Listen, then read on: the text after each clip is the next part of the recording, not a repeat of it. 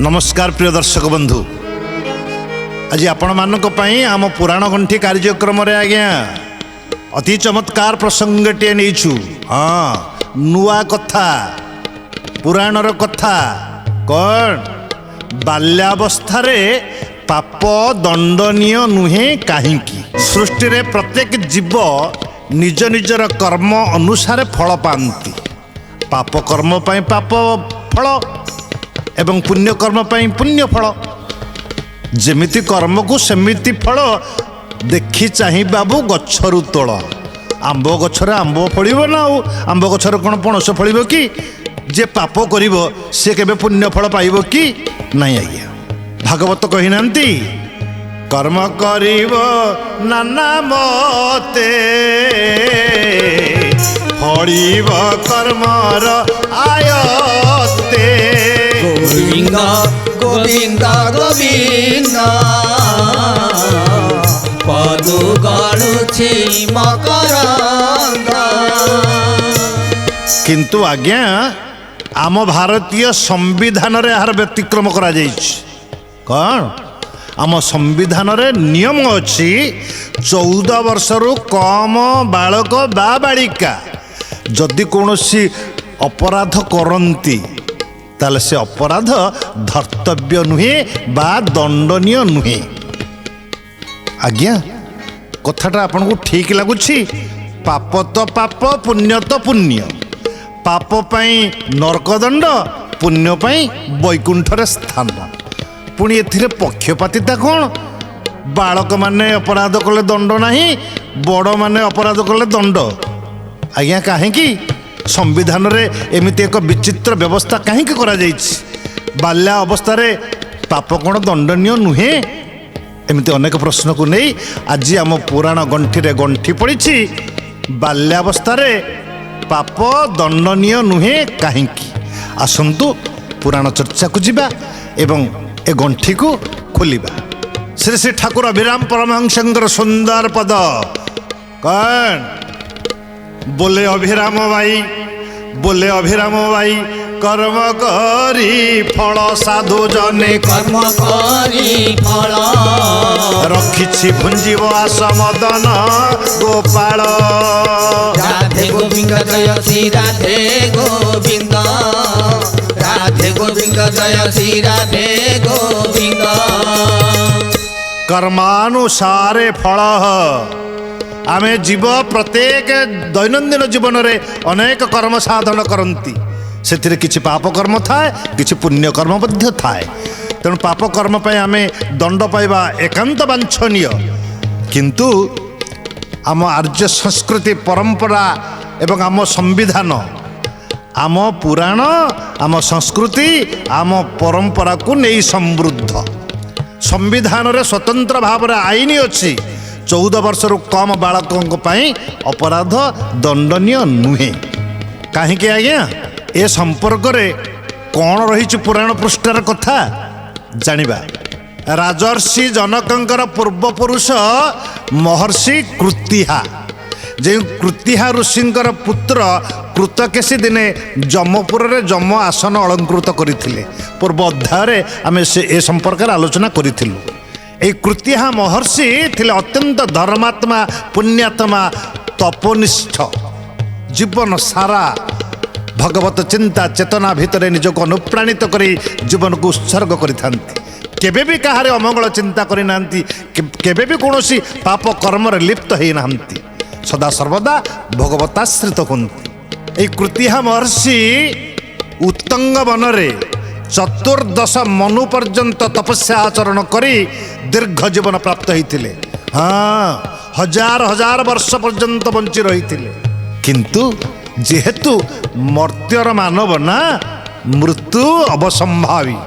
कारण ये धाम रे जे जन्म हब से जेड बड़ साधु हो, जेड बड़ तपस्वी हो, मृत्यु अनिवार्य।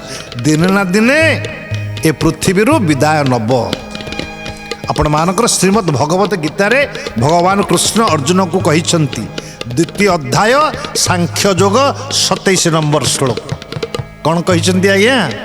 जातस्य हि ध्रुवं मृत्यु ध्रुवं जन्मामृतस्य च तस्मात् परिहार्यार्थे न त्वं स्वचित् महर्षि। जन्म हेले मरिब मले जन्म हब ये हूँ ध्रुव सत्य मर्त्य धाम रे मर्त्य मंडल रे जन्मिले नर अवश्य अछि मरण धीरे हो अवश्य अछि मरण सर्वग्रासी काल प्रति निमिष रे करुछि आयु हरण धीरे हो करुछि आयु हरण। एई न्याय रे कृतिहा महर्षि समयक्रमे देह त्याग कले। जेतेबेले ये पुण्यात्मा धर्मात्मा कृतिहा महर्षिंकर प्राण प्रयाण समय हैला तांकर जीवात्मा जेतेबेले स्वर्ग यात्रा कला अकस्मात जमलोकर काल एवं विकाल जमदूत माने कृतिहा महर्षिंकर जीवात्मा को काल फासरे बांधी घोषाड़ी घोषाड़ी जमलोक को नबा पे बाहर देले। कृतिहा महर्षि चिंता कले ये की कथा जीवन रे तो मु केबे पापाचरण करी नाही मिथ्या आचरण करी नाही केबे काहरे अमंगल चिंता करिनी तबे ये जमलोक माने मते काहे बांधी नउछंती जेते प्रकार आकुल निवेदन कले मध्य जमदूत आज्ञा किछि सुनिलेनी। तेणु व्याकुल होई कृतिहा महर्षि भगवान सूर्य नारायण को स्मरण कले।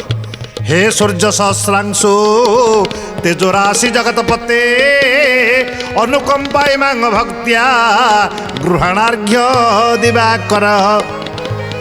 सूर्य नारायण कृतिहा महर्षिंकर विनीत प्रार्थना को सुनिले किंतु कौन करिवे जमंग विरुद्ध रे स्वर उत्तोलन करि परिबे कि बिकले डाकिले मोते रख अंशुमाड़ी बिकले डाकिले मोते रख अंशुमाड़ी जमदूते बांधिने सन्ति जबपुरी रक्षा कर हे रक्षक दिवाकर हे। तेणु प्रभु सूर्य नारायण चिंता कले जदि मु जम को कहूँ कृतिहा महर्षि को छाड़देवा ताले पिता पुत्र भितर शत्रुता सृष्टि हब। तेणु चिंता कले क्या गोटे माध्यम करी मार्कंडेय महामुनि को स्मरण कले कहले हे मार्कंडेय महामुनि आपण कथा निश्चित भाव में ये जम रक्षा करिवो मो पुओ मो कथा रखी न पारे आपण कथा रखिबो आपण जानतु जम को बुझेई सुझेई कृतिहा महर्षि को मुक्त करंतु। भगवान सूर्य नारायण आज्ञा पाई मार्कंडेय महामुनि जाई पहुंची गले जमालय रे। जम आदर संभाषण यथा सम्मान पूर्वक आसन देले बसिया मार्कंडेय महामुनि कहले हे जमराज आपणकर पिता सूर्यदेव मते पठाई कृतिहा महर्षि होउचंदी जने धर्मात्मा पुण्यात्मा जीवन में केबे भी से किछि पाप आचरण करिना आपण ताको बिना दोषरे काहेकि जमालय को आनिछंती काहेकि ताको दंड विधान करूछंती ताको मुक्ति करि दियंतु। आज्ञा जमराज कहले हे मुनिवर मु होछि जम विधाता मते अधिकार देइछंती पाप पुण्यर विचार करी जीव को दंड देबा पाई। आ जदि ये कृतिहा महर्षि किसी जीवन में पाप कार्य करे न थांते केबे भी मो दूत माने तांको एठा को आनि न थांते। सुतरां कृतिहा महर्षि जीवन में निश्चित भाव में किछि ना किछि पाप करिसंती। जेते महामुनि मार्कंडेय बुझेइले मध्य जम किछि भी बुझिलेनी। एथिरे मार्कंडेय महामुनि क्रोधित हेले कहले हे जम तुम जम आसन रे बसिछ बोली जम दंड तुम हाथ में अच्छी बोली तुमर एत गर्व अहंकार मु हूँ मार्कंडेय महामुनि सिद्ध साधु आउ ता छड़ा तुम बापांकर आदेश मुझे आसी तुम्हें मो कथा को अग्राह्य करुछ। शुण କ୍ରୋଧେ ଜର ଜର ତହୁଁ ଋଷିବର ବୋଇଲେ ଶୁଣ ମୋ ବଚନ। କ୍ରୋଧେ ଜର ଜର ତହୁଁ ଋଷିବର ବୋଇଲେ ଶୁଣ ମୋ ବଚନ। କୃତିହା ମହର୍ଷି ଦଣ୍ଡିଲେ ତୁ ଆସି ନିଶ୍ଚୟ ଘଟିବ ଘଟଣା। ହାନି ହୋଇବ ହାନି ହୋଇବ ହାନି ହୋଇବ ହାନି ହୋଇବ। ଏ ଜନ୍ତୁ ପତି ପଦ ତୋହର ହାନି। ହାନି ହୋଇବ ହାନି ହୋଇବ। ମାର୍କଣ୍ଡେୟ ମହାମୁନି ଯମଙ୍କୁ ଚେତାବନୀ ଦେଲେ, କହିଲେ ହେ ଯମରାଜ ଶୁଣ, ମୁଁ ମାର୍କଣ୍ଡେୟ ମହାମୁନି ଯଦି କୃତିହା ମହର୍ଷିଙ୍କୁ ବିନା ଅପରାଧରେ ଦଣ୍ଡିତ କର ତାହେଲେ ନିଶ୍ଚିତ ଭାବରେ ତୁମେ ଏ ଯମ ଆସନରୁ ପଦଚ୍ୟୁତ ହେବ, ସାବଧାନ। ହାତ ଯୋଡ଼ିଲେ ଏଥର ଯମରାଜ, କହିଲେ ହେ ମହାମୁନି କ୍ରୋଧ ଶାନ୍ତ କରନ୍ତୁ। ମୁଁ କ'ଣ କରିବି? ମୋର ଧର୍ମକୁ ମୁଁ ଆଚରଣ କରୁଛି, ପାପାତ୍ମା ମାନଙ୍କୁ ଦଣ୍ଡ ଦେବା ହେଉଛି ମୋର ଧର୍ମ। ଠିକ୍ ଅଛି, ଯଦି ଆପଣ କହୁଛନ୍ତି ଏ କୃତିହା ମହର୍ଷି ହେଉଛନ୍ତି ପୁଣ୍ୟାତ୍ମା ଧର୍ମାତ୍ମା, ପାପ ଆଚରଣ କରିନାହାନ୍ତି, ତେବେ ଆମେ ଚିତ୍ରଗୁପ୍ତଙ୍କୁ ପଚାରିବା। ଚିତ୍ରଗୁପ୍ତ ତାଙ୍କର ଇତିହାସ ଦେଖିବେ, ପାଞ୍ଜି ଦେଖିବେ, ପାପ ପୁଣ୍ୟର ବିଚାର କରିବେ। ଯଦି ସେ କହିବେ କୃତିହା ମହର୍ଷି ନିର୍ଦ୍ଦୋଷ, ତେବେ ହୁଏତ ମୁଁ ତାଙ୍କୁ ମୁକ୍ତ କରିଦେବି। ହୀରାର ପ୍ରତିମା ଗୋଟି ବଚନ ପ୍ରକଟି, ଶୁଣ ଆହେ ଜନ୍ତୁପତି ଆମ୍ଭ ବାକ୍ୟ ଗୋଟି। ହେ କୃଷ୍ଣ ହେ କୃଷ୍ଣ ହେ କୃଷ୍ଣ ହେ ଗୋବିନ୍ଦ। କୃତିହା ମହର୍ଷି ଯେ ଅଟନ୍ତି ମହାତ୍ମା, ମାତ୍ର କିଞ୍ଚିତ ଦୋଷରେ ହେଲେ ସେ ପାପାତ୍ମା। ହେ କୃଷ୍ଣ ହେ କୃଷ୍ଣ ହେ କୃଷ୍ଣ ହେ ଗୋବିନ୍ଦ। ହୀରାର ପ୍ରତିମା ଚିତ୍ରଗୁପ୍ତ କହିଲେ, କହିଲେ ହେ ମଣିମା, କୃତିହା ମହର୍ଷି ହେଉଛନ୍ତି ଜଣେ ପୁଣ୍ୟାତ୍ମା, ଜଣେ ମହାନ ତ୍ୟାଗୀ ତପସ୍ୱୀ। ସାରା ଜୀବନ ସେ କେବଳ ଭଗବତ ଆରାଧନା କରିଛନ୍ତି, କିନ୍ତୁ ସାମାନ୍ୟ ଅପରାଧରେ ସାମାନ୍ୟ ପାପ କାର୍ଯ୍ୟ ପାଇଁ ଜୀବନର ସମସ୍ତ ପୁଣ୍ୟ କ୍ଷୟ ଯାଇ ସେ ଜଣେ ପାପାତ୍ମାରେ ପରିଣତ ହେଇଛନ୍ତି। କିନ୍ତୁ ମାର୍କଣ୍ଡେୟ ମହାମୁନି ହେଉଛନ୍ତି ବ୍ରହ୍ମା ବିଷ୍ଣୁ ମହେଶ୍ୱରଙ୍କ ସହିତ ସମାନ, ଆଉ ଭଗବାନ ସୂର୍ଯ୍ୟ ନାରାୟଣଙ୍କର ଆଜ୍ଞା ଅଛି ତାଙ୍କୁ ମୁକ୍ତି କରିଦେବା ପାଇଁ। ଏଣୁ ଏମାନଙ୍କ କଥାରେ କୃତିହା ମହର୍ଷିଙ୍କୁ ମୁକ୍ତ କରିଦେବା ଉଚିତ। ଏକଥା ଶୁଣିବା ମାତ୍ରେ ଯମରାଜ କୃତିହା ମହର୍ଷିଙ୍କୁ ମୁକ୍ତ କରିଦେବା ପାଇଁ ରାଜି ହେଲେ। କିନ୍ତୁ କୃତିହା ମହର୍ଷିଙ୍କର କ'ଣ ଥିଲା ସାମାନ୍ୟ ପାପ ଜାଣିବା ପାଇଁ ଚାହିଁଲେ ଯମ। ତ ଚିତ୍ରଗୁପ୍ତ କହିଲେ, ଶୁଣନ୍ତୁ, ବାଲ୍ୟ ଅବସ୍ଥାରେ ଏ କୃତିହା ମହର୍ଷି ଗୋଟିଏ ବେଙ୍ଗକୁ ରଶିରେ ବାନ୍ଧି ଗୋଟିଏ ଅର୍କ ଗଛ ଡାଳରେ ଟାଙ୍ଗି ଦେଇଥିଲେ ଏବଂ ଜଣେ ଛଞ୍ଚାଣ ଉଡ଼ି ଉଡ଼ି ଆସି ସେ ଜୀବନ୍ତ ବେଙ୍ଗକୁ ଝାମ୍ପ ଦେଇ ନେଇ ଭକ୍ଷଣ କରିବାରୁ ବେଙ୍ଗର ମୃତ୍ୟୁ ବା ଜୀବ ହତ୍ୟା ପାପରେ ପାପୀ ହେଇଛନ୍ତି ଏ କୃତିହା ମହର୍ଷି। ଏ ସାମାନ୍ୟ ପାପ ପାଇଁ ଜୀବନର ସମସ୍ତ ପୁଣ୍ୟ ତାଙ୍କର କ୍ଷୟ ଯାଇଛି। ମାର୍କଣ୍ଡେୟ ମହାମୁନି କହିଲେ, ଏ ଯମରାଜ ଶୁଣ, ସବୁବେଳେ ଚିନ୍ତା କରି ଦଣ୍ଡ ବିଧାନ କରିବ। ଜନ୍ମ ଆଦରୁ 14 ବର୍ଷ ଯାଏ ନ ଧରିବୁ ଯେତେ ଦୋଷ କଲେ ଜନ୍ତୁରାଏ। রাধে গোবিন্দ জয় শ্রী রাধে গোবিন্দ। রাধে গোবিন্দ জয় শ্রী রাধে গোবিন্দ। কিঞ্চিত দোষরে দণ্ড দেবু বড় হেলে বালক মানঙ্ক দোষ ন ধরিবু ভলে। রাধে গোবিন্দ জয় শ্রী রাধে গোবিন্দ। রাধে গোবিন্দ জয় শ্রী রাধে গোবিন্দ।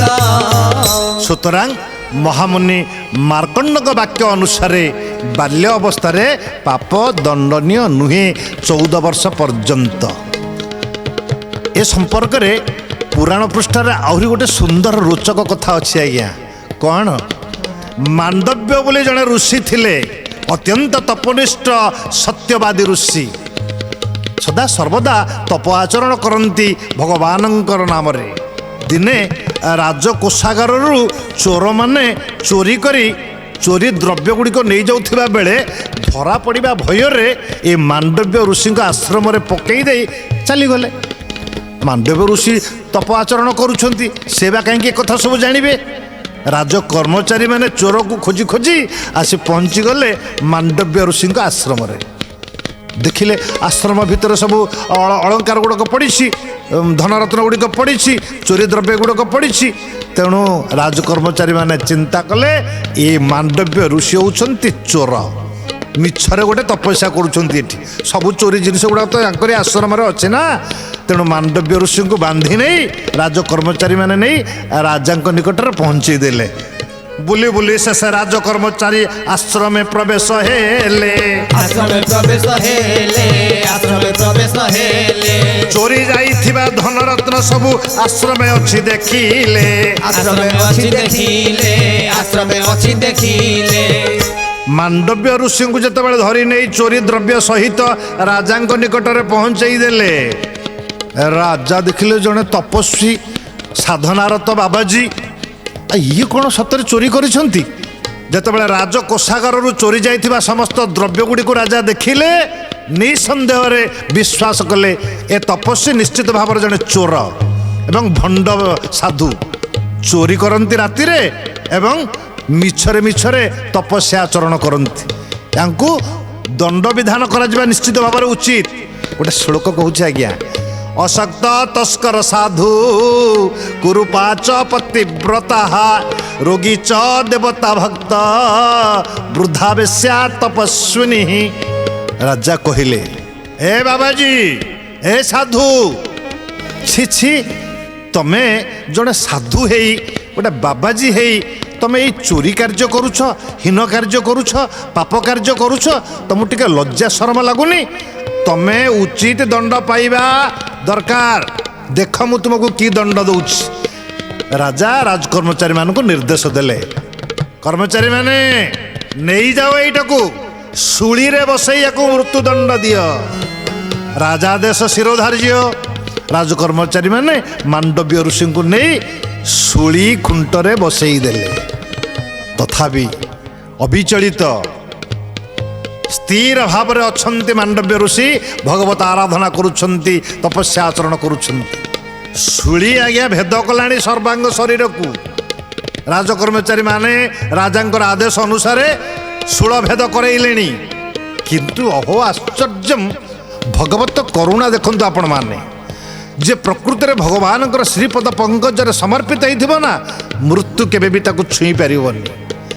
ମାଣ୍ଡବ୍ୟ ଋଷିଙ୍କୁ ଶୂଳ ଭେଦ ହେଲେ ବି ତାଙ୍କର ମୃତ୍ୟୁ ହେଲା ନାହିଁ, ବଞ୍ଚି ରହିଛନ୍ତି, ଜୀବନ ଯାଉନି, ଭଗବାନଙ୍କୁ ତପସ୍ୟା କରୁଛନ୍ତି। ଓଂ ନମୋ ଭଗବତେ ବାସୁଦେବାୟ, ଓଂ ନମୋ ଭଗବତେ ବାସୁଦେବାୟ, ଓଂ ନମୋ ଭଗବତେ ବାସୁଦେବାୟ। ରାଜା ଆଶ୍ଚର୍ଯ୍ୟ ହେଇଗଲେ, ଶୂଳ ଭେଦ ହେଇସାରିଲାଣି, ଇଏ ଲୋକ ମରୁନି, ତଥାପି ଭଗବାନଙ୍କର ନାମ ଉଚ୍ଚାରଣ କରି ତପସ୍ୟା କରୁଛି। ରାଜା ଜାଣିଲେ ଏ ଆଉ କେହି ନୁହନ୍ତି, ଏ ହେଉଛନ୍ତି ସିଦ୍ଧ ସାଧୁ ମାଣ୍ଡବ୍ୟ ଋଷି। ହାତ ଯୋଡ଼ି ଲମ୍ବ ହେଇ ସାଧୁଙ୍କ ପାଦ ତଳେ ପଡ଼ି ରାଜା କ୍ଷମା ପ୍ରାର୍ଥନା କଲେ। ଆହେ ଋଷିବର ବାରେ କ୍ଷମା କର, କଲି ମୁଁ ଦୋଷ ଅର୍ଜନ ହେ। আহে ঋষি বর বারে ক্ষমা কর, কলি মু দোষ অর্জন হে। ଶୂଳି ସ୍ତମ୍ଭ ଉଠି ଆସବାରେ ଋଷି, ଏହି ମୋର ନିବେଦନ ହେ। এক বিচিত্র ভেন, এক বিচিত্র ভেন, তুড়ি ডলিলা কেবে বিচিত্র হে। এক বিচিত্র ভেন। ଅହୋ ଆଶ୍ଚର୍ଯ୍ୟମ୍, ଯେତେବେଳେ ରାଜାଙ୍କର କାକୁତି ବିନତିରେ ଅନୁରୋଧରେ ଶୂଳିସ୍ତମ୍ଭ ଉପରୁ ମାଣ୍ଡବ୍ୟ ଋଷିଙ୍କୁ ରାଜକର୍ମଚାରୀ ମାନେ ଓହ୍ଲାଇ ଆଣିବା ପାଇଁ ଚେଷ୍ଟା କଲେ। ଆଜ୍ଞା, ଶୂଳ ଏବଂ ମାଣ୍ଡବ୍ୟ ଋଷିଙ୍କର ଶରୀର ବିଚ୍ଛିନ୍ନ ହେଲା ନାହିଁ। କ'ଣ କଲେ ରାଜକର୍ମଚାରୀ ମାନେ?